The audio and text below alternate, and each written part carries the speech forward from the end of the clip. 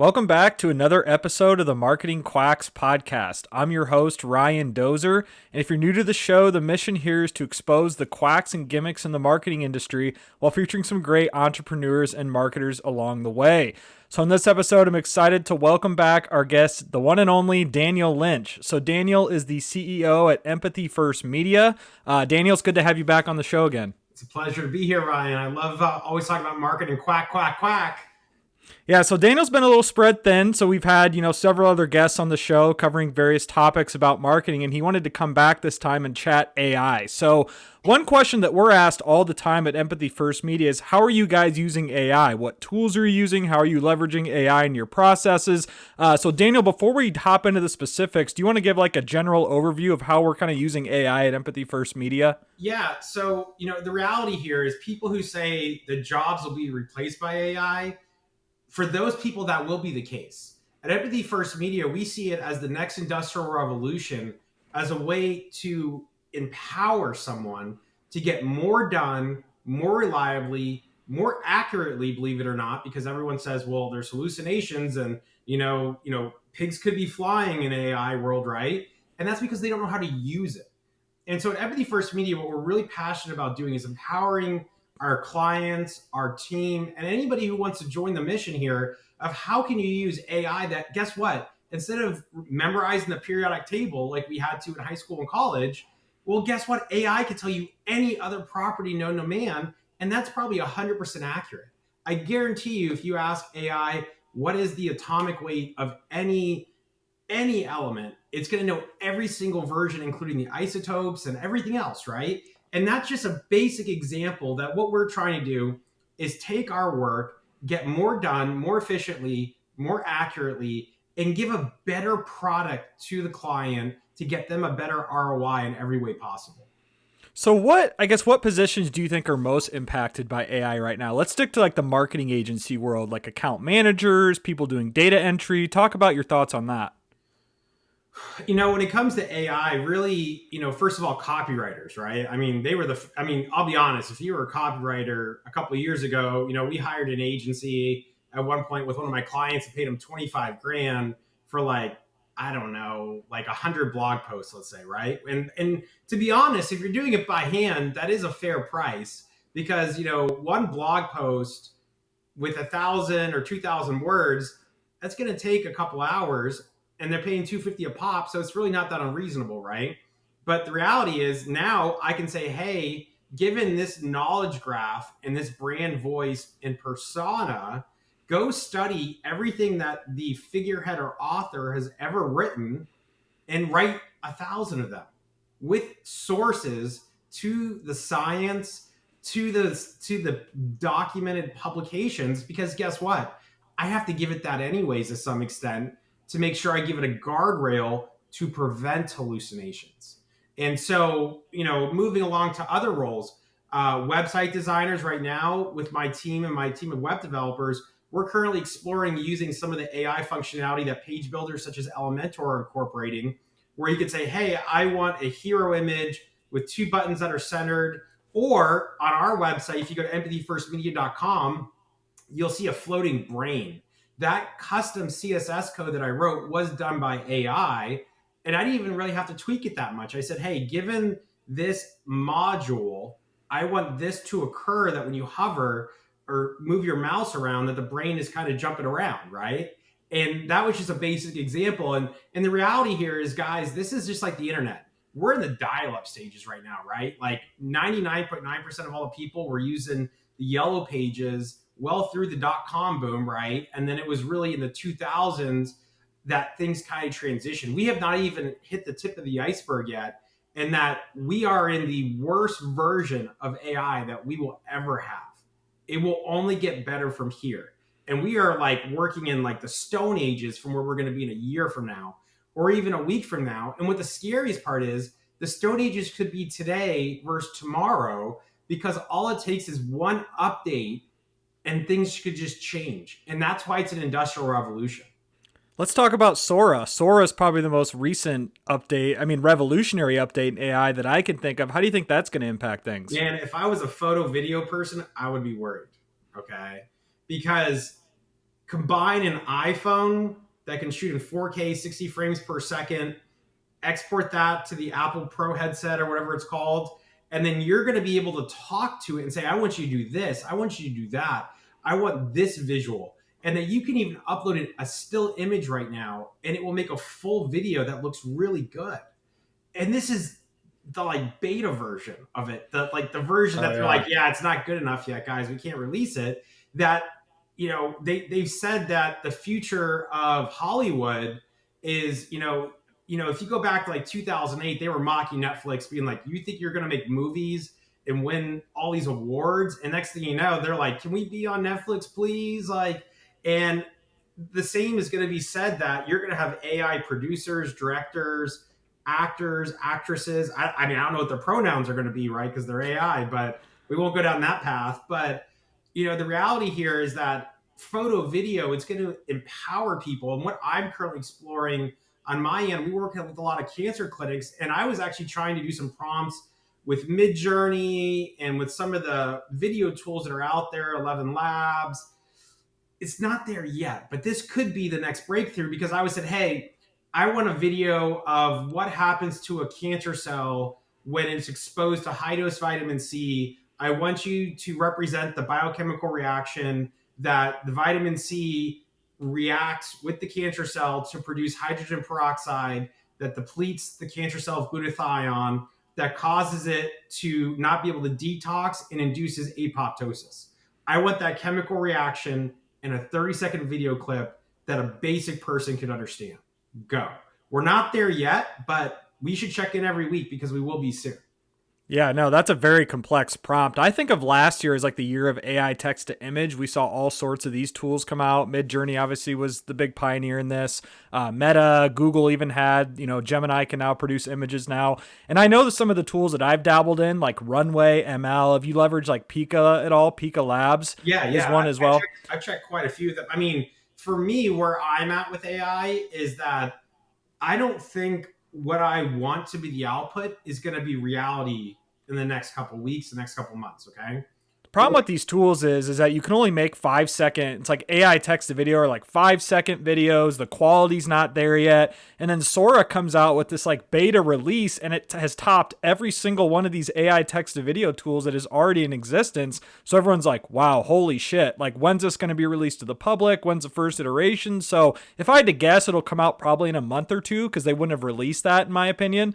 But yeah, what are your thoughts on that? Well, it's like funny, because if you ever did, like, what was it, Pictory, I think we got, right, where and if you go on YouTube with all these headless YouTube channels, right, and they're like, oh, this is like World War II, and they're showing like a different country and a different war, but you don't know the difference, right, because you're just hearing them talk. And I realized I was watching one, I'm like, this is really good, but I'm like, did that happen in history? And like the whole thing was hallucinating because they didn't put guardrails on it, which is why my big focus at Empathy First Media, and I'm doing this particularly for the application of integrative medicine and holistic medicine and medicine in general, because I think that's where AI is going to move the needle the most, as we've seen with the ability to detect cancer, evaluate labs. And that what I like about it is it's going to look at the science, versus when you go to the average doctor right now and they're like, hey, you're good, you did your labs. I'm like, did you like look at it? Did you like spend more than 5 minutes? Well, you only got 15 minutes for your consult for me to fill it out.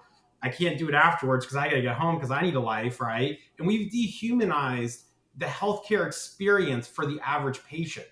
And so what I'm looking forward to, what I want to help lead a movement on with my team and my clients and the industry that we're in, is to create the ultimate vector database.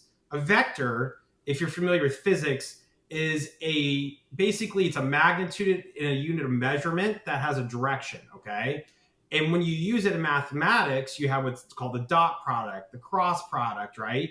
And in engineering, that's how we analyze different dimensions of 2D versus 3D, that if something's moving, what is that, interaction in terms of Newtonian mechanics and energy and thermodynamics, right? But when it comes to AI, what a vector database does is it basically associates the relativity of how things are connected to each other. And semantic indexing is another way you could look at it, of like, if I want to talk about cancer, Well, holistic cancer could be here, integrative could be here, alternative could be here, conventional could be here, integrative oncology could be here, naturopathic oncology, right? And there's these modifiers. And what it does is it learns to group them together. And what I am focusing on with my team and my team of developers right now is taking all those data points that we can trust and not worrying about what's coming with technology and just know that the revolution is going on and focusing on how do we bridge that gap when it's there, and what it's going to be based on is data. So we're focusing more than ever on how do we input data as much as we can into a vector database. We use Pinecone at Empathy First Media, which has integrations with WordPress already, Algolia for AI search, and we're using another tool called Stack AI. I can't recommend it enough, guys. And what that's going to be doing is we have an integration, another one, because you've got to realize there's multi-level facets here, okay? Where we use what's called A lot of API calls. A lot of API calls, man. A lot of SQL queries, all the good stuff, right? And what we're trying to do here is build a portal where a client can say, "Hey, I want to build my vector database, even though I have no idea what it is." And they can upload every book they've written. They can upload every video they've made from YouTube. And what the AI will do using LangChain or some other integrations that we have is it will transcribe it, it will upload it, and then it will convert it to a vector database where you can also say, hey, like what we do at Empathy First Media is we have a master spreadsheet of every alternative clinic in the industry in the world, okay? And their social media profiles and their Google business profiles. And what we're trying to do is just have it keep crawling and just learn, right? And what I'm trying to teach it is the similarity that all these entities are going to be the control variable, because you need control variables.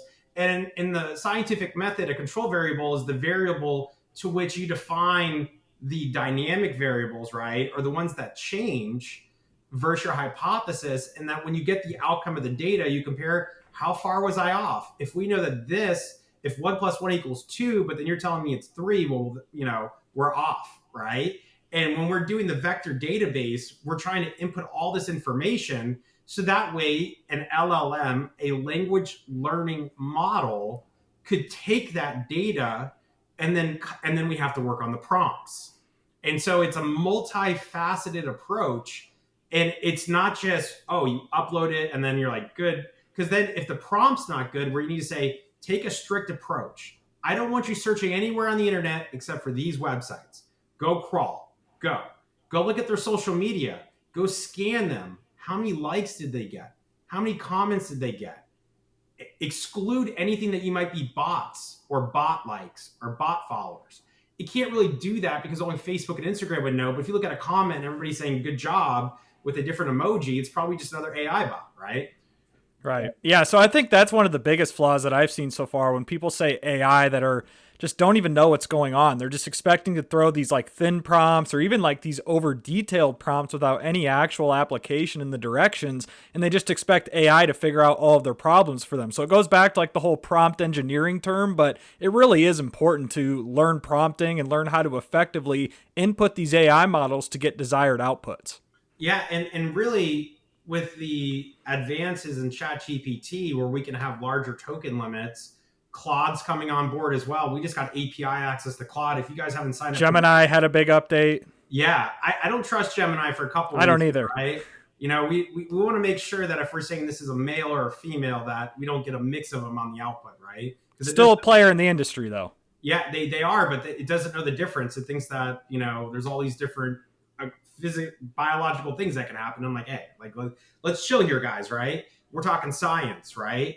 And once we get all that data and Stack AI to a certain threshold, then we have the LLMs come in with the prompts. And what's beautiful about Stack AI and what I'm currently trying to do, okay, is to take the same prompts or whatever. We might have to tweak them for Claude, which, if you guys don't know this, Claude is very good at sounding more like a human and having empathy, if that's possible, versus AI, OpenAI, you see, it looks like AI, right? Claude can be a lot more conversational based and kind of thread the needle where you don't really know that you're talking to a bot as much. And for those that don't know what Claude is, that's the LLM developed by a company called Anthropic, who's received billions of dollars from both Amazon and Google. So there's a lot of money coming into this Claude large language model.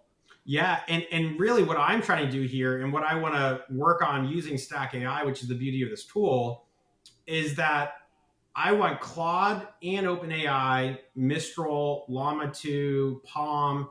I want to run it through all of them, and then I want it each of them to go study the output from all of them.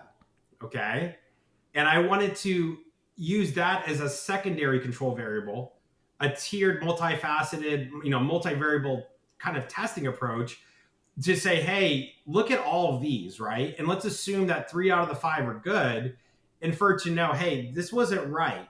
And then I want you to take all of these, and I'm going to have each LLM then run it again with the same prompt with that layer of data input as well. So that way we can get another layer. And then I'm going to do that one more time. Okay. And use a lot of tokens here. My AI bills can add up. Amex lets me know that every now and then, every Friday. So once you do that, though, then you can have the output, which anything in science, when you're using the scientific method, the more multivariable analysis you have and the more data you have and the larger the sample population, the better the confidence score you can feel that this is something that is going to be consistent. Because you've seen in AI a lot too, Ryan, that you can have the perfect prompt, you think, only that when you do it differently just slightly, it's completely off. And that's where A this. lot of it depends too if it's a new chat, if it's using information from previous chats. I see people do that all the time where they just have one ongoing chat and they just keep asking the same chat. I'm like, you have to start a new chat and give it a whole new persona so it's not using data from what you had previously inputted. People don't realize that. And that's a great approach, Ryan, because I didn't bring this up, but when we upload all of a client's books, most doctors will write a book, obviously, right? It will develop a knowledge graph for them. So Google, using RankBrain, has a knowledge graph for every single one of us, whether we realize it or not. A good example is you could go search any celebrity, let's say Taylor Swift, right? At the top right, they're going to have her photos, her birth date, everything on there. That's a knowledge graph. Google does that for every business with your domain, every brand, everything you do online is tracked. And so when we have that knowledge graph within our vector database, so we would segment it to have a different vector database for every client tied into an industry database that's dynamically updated, that it would take their tone of voice, it would take their word choice, it would take their views on controversial issues. And so we have a lot of doctors. We have a doctor in Arizona, for instance, who came up with the phrase, therapy stacking, or pH neutral vitamin C is what he talks about a lot. Versus another doctor, if we were to say, hey, they use pH neutral vitamin C, that would not be an accurate statement because they don't, and that clinic may not even know about it because it's a specialty of this one person. And what I found in the integrative holistic cash-based space is that most physicians will have a couple key features or benefits that makes them unique. And those are what I'm trying to highlight because I know that's what drives conversions and drives the marketing machine to get the biggest reach, to get the most amount of people who are seeking them as a potential solution. Yeah, no, absolutely. So, what are some? I want to dive into some prompting tips and tricks here. So, I'll give one that I have that I use all the time because I feel like this is beneficial for the average person listening to the show. One thing I do all the time on ChatGPT, Claude, whatever LLM that I'm using, is I'll always give it a little persona. So, the other day I was writing a scope of work actually for something we were doing, and I said, please act as a marketing agent, marketing agency, marketing consultant, and help me with the scope of work for this bullet point, that bullet point, and this bullet point. So, by establishing a persona at the very beginning, you're now telling the LLM, you are an expert in this, you are a professional in this. So I want the response as a professional in that. Where I feel like a lot of people, they're not giving the ChatGPT or LLM a persona, and they're just kind of shotgunning a prompt and hoping for a good response. Well, I tell anybody who's listening to this, the first thing you need to do, if you've never done this before, is just go for it. Don't spend hours. Definitely don't buy any courses courses. And online or like scams of $99 courses of a guy in a red coat or anything, right? What you need to do is you need to just go for it and fail so you know what's right and wrong, right? Versus you're going to go watch webinars and that doesn't matter, okay? And when you do that and you see the output, you're like, right? Like that doesn't look right. What's wrong with it? We need to use the scientific method at all times. And that's how you develop the best prompt is doing iterations to converge on a solution. A unique solution is what they call it in mathematics, right? And so as we converge on this, if I'm saying, hey, I want you to take the tone of a doctor and talk about cancer, well, then they're going to say, well, this is what we recommend. We should do full dose chemotherapy, radiation, surgery. Well, then you're like, all right, wrong, right? Because I'm a holistic doctor. So you say, take a holistic approach to cancer as an integrative physician who's board certified and has read the research that's available online. Give them a couple web addresses to even maybe crawl and scrape. Don't do WebMD, but do like science-based research, PubMed, and medical journals, and don't go off of just what's out there on the front page of Google, because then you're just going to go down the same rabbit hole. And then once you get that, you're like, that looks good, but it's just not right. What's not right about it again? So the next iteration is going to be, well, I want you to pretend you're a holistic integrative physician that specializes in treating all stages and types of cancer, and then give them more data points. The more data points you give them that are concise, saying, my specialize in hyperthermia, high dose vitamin C. I want you to go study pH neutral vitamin C, sodium ascorbate versus ascorbic acid. Hyperthermia, I want whole body hyperthermia. I don't want an infrared sauna at a med spa that someone's going to because they want to get it done before their Botox, right? I want someone to be focusing on the German literature. And remember, AI can be multilingual, obviously. So if there is resources available in other languages, you don't have to translate it, just link it to it. It's going to be able to know what it's talking about anyways. And then at that point, I want curcumin IV therapy, methylene blue IV therapy, and give it some restraints. But the real difficult part is that people don't realize is you might also need a negative prompt as well, right? And say, I do not want you to talk about full dose chemotherapy. I don't want to talk about radiation. I don't want to talk about surgery as the primary option. Actually, for all three of those, I want you to consider it, but make the focus on a natural, holistic approach versus declaring war on the body. I want to focus on peacefully healing and use that if it's medically necessary, that an integrative physician would recommend, only if the labs are indicating that holistic integrative treatments are not working. yeah, so long story short, you just have to provide it with as much details as you possibly can think of. And it's actually easier if you think about prompts for pictures like Midjourney, and say, I want the humans in the photo to have a symmetrical facial structure and body structure, 2 arms, 2 legs, 2 ears, a nose with 2 nostrils. You can even give it like hex numbers for colors on the graph. You can give it dimension numbers for pixels. I mean, you can get pretty detailed.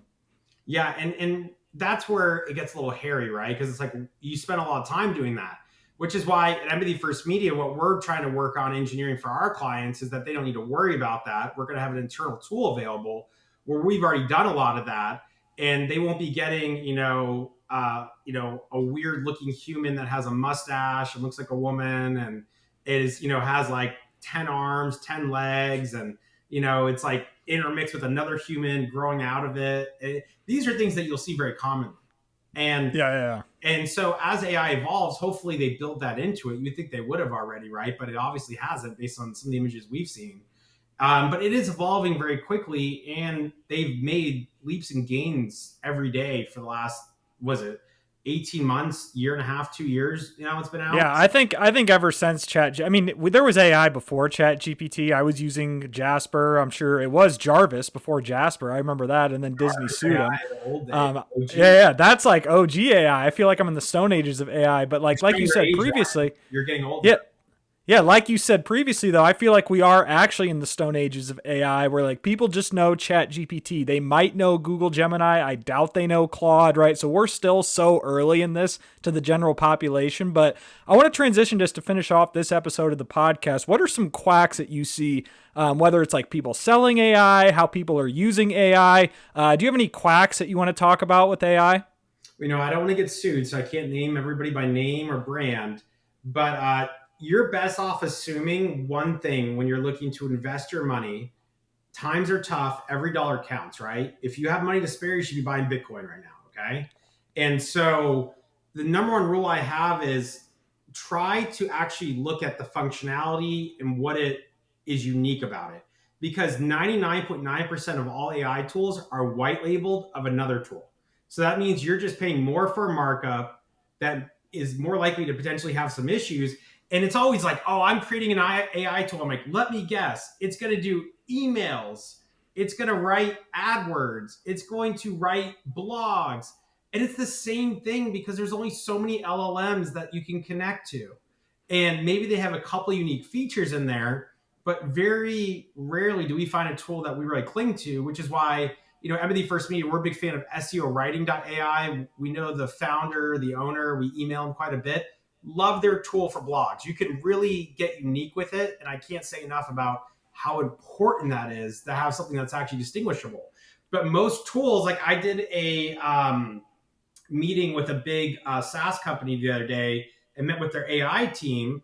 And I was like, all right, so you guys are using Assembly AI, which is cool. And then I was like, oh, wow. So I could actually just, instead of paying $40 a month, I could download the video recordings or use their API, upload them, and I can actually have my decision with my prompts of to customize what the outputs are versus when I'm just using theirs as an add-on, I can't change anything. And what I really like about them though, they're phenomenal. I love them. I will not deviate from them at all. Is they are adapting, which is why we had that feedback user session. And that as they're evolving their tool, they're trying to actually build in that custom knowledge graph, that custom information, because they know it needs to have restraints and data points, or else any algorithm without data points is just going to go off the charts, right? It's going to be infinite. And what we need to converge on a unique solution. And so the other scams, I have to be honest, guys, you do not need to buy training for AI. Okay. Or a master class or an ebook or I swear, whatever? I have never met someone who made money or success or accrued wealth from a mastermind. Well, there's also this thing called YouTube University, which teaches the exact same stuff that you would find buying a $100 ebook or a course. Yeah, and the reality here, guys, is if something costs $97 a month, they really didn't put that much effort into it. You're not going to get anything out of it. It's not going to move the needle. It's just going straight volume, and it's at a price point where you're not going to really care. So you're like, oh well, I tried, just put on the credit card or whatever, right? Um, you spend more at a bar every night than that $97, but every month it adds up. And really, what you should do is take that $97 and apply it towards OpenAI API credit usage and really innovate for your use case. Learn how it works. Stop taking the same broken mindset that higher education has, that if you pay for a degree and a glorified piece of paper, it's worth something, and it's not worth anything unless you know how to actually use it. Who would have thought, right? And I say this every day, and we have a phenomenal client of ours who's a plumber and does water heaters. If you learn to install water heaters at 18, you are more likely to become a millionaire than going to college and getting your PhD or going to med school. All right. The average doctor comes out of school making next to no money, burnt out, stuck in the machine, stuck in the meat grinder. And you look at the average person who has a college degree, not saying it's not valuable. I know you loved your rocks for jocks and geology and, plants, plagues, and people, and you're well-rounded because you took your liberal arts classes, but just realize you're just funding the machine so that way you can go to college football games on Saturday. You need to take accountability that if you're going to say you want to do something, you need to learn the skills, how to apply them, and then identify real world use cases and then fail. Because if you didn't fail, you didn't learn. So if you think you're going to win and that you're winning without failing, I mean, maybe you get it right every now and then. There's some people who are glorious. If you're me, though, man, I gotta tell you, man, I just get pwned by life sometimes, right? But every time I go down, I go back up and I go up even higher than before because I've learned from those mistakes, those iterations. And AI has helped my agency, my team, and myself exponentially to move the needle with our clients, move quicker, move more agile, diversify, pivot. And with the current state of the economy and Joe Biden as president, you've got to be able to be agile, right? Because all it takes is for Israel to be invaded, as we saw, and we've proven in our analytics and data that following that moment in time, the economy destabilized for our industry and has not restabilized since. And that any global conflict, any uncertainty when people are already living paycheck to paycheck, not able to make ends meet, it all falls apart, and you want to be ready. And that's why we are sprinting right now with my team, myself, and we are trying to innovate to have the right tools for our clients in the integrated holistic space to build, to innovate, diversify, train their staff, put together training. And I'm not going to go sell a mastermind. I'm going to say, hey, hire us as an agency with a retainer, an hourly rate if you want my ear, and do it right versus try to scam people and act like you're doing the 4-hour work week because you read a book and you're hiring VAs in the Philippines. That doesn't work out. I don't know. I mean, you're great. You could have an amazing. I've actually tried that. I can confirm it doesn't work. Well, some VAs have their place, right? And shout out to Paolo Infuse MD, one of our clients. He actually has a phenomenal VA. Prove me wrong. I was impressed. Well, that's like 1 out of 100 though. Yeah, she put more time into learning HubSpot than pretty much every other person I tried to hire at some point, and clients I've worked with who were getting paid, buku bucks. And I realized that, there is some opportunity for that, but you're not going to get the 4-hour work week without putting in the 80-hour work week. Okay. Just not going to happen. Right. I've been hitting the grind 40, 60, 80, probably 100 hours sometimes since I was 16, man. I swear I've just been like, I don't want to work for someone. I never want to be having the golden handcuffs. And AI is the only way that when we introduced AI in 2023 and fully implemented it into my agency, we have had hyper growth ever since. And that we are working as a team in unison, and we're just getting started, guys. We're in the Stone Ages still. Remember, we're the Flintstones, just running around with our feet, moving the car, and before you know, we're going to be the Jetsons. But you better believe the people who are running with their feet right now, doing everything manual and pushing boulders, they're going to be a lot better suited to use those tools when that functionality, when that technology evolves, because they know how to do it manually versus everybody just wants the cheap way out, just like everything else in society and education. Yeah, and obviously there's some bias here, but I've worked at other agencies. We've consulted with other agencies. We're both from corporate America. I will say that we are definitely on the front end of AI. We started using it before the average agency by far. And that's not my bias just saying that. That's like me actually seeing results and us being in the weeds. So I want to end the podcast there. Daniel, thanks again for your time. I know you're very spread thin, so I always appreciate you can come on the show. And thanks again for everyone listening to this episode of the Marketing Quacks podcast. Be sure to tune in again for the next episode.